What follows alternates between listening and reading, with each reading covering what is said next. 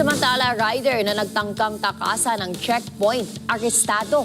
Suspect, nakuhanan pa ng illegal na droga na nagkakahalaga ng 500,000 pesos. Si Jim Tejano sa balita. Tayo! Sa may beltag mo. Walang kawala sa mga pulis ang lalaking ito.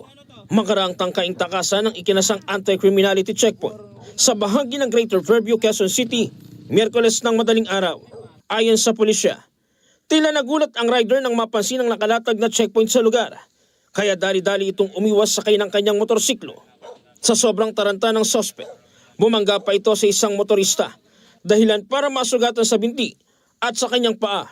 Inahabol siya ng kapulisan natin, nakita na may kinuha pa siya na paper bag sa motor niya at tumakbo na siya palayo. Kita na video ng pag-aresto ng ating kapulisan na nakaupo na siya doon sa gilid ng daan at pagtayo niya, nandun nakita ng pulis natin yung paper bag na kinuha niya.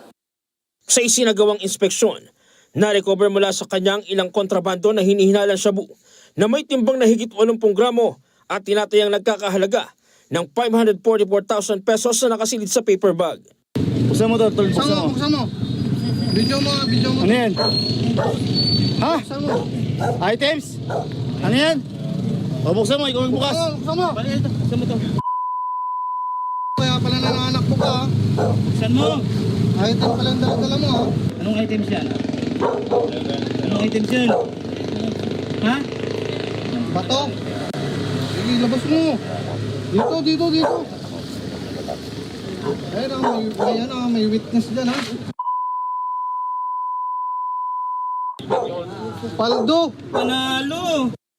Bukod sa illegal na droga, na-recover din sa suspect ang motor na gamit niya.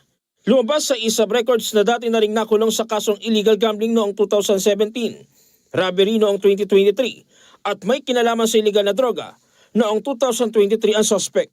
Inamin ng suspect na umano'y gumagamit siya ng illegal na droga. Ayon pa sa kanya, kumikita siya ng higit kumulang 1,000 piso kada transaksyon.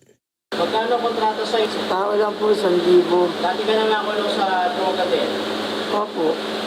Gumagamit ka. Opo. Nasa kustodiya ng QCPD Police Station 5 ang suspect at mahaharap sa patong-patong na kaso.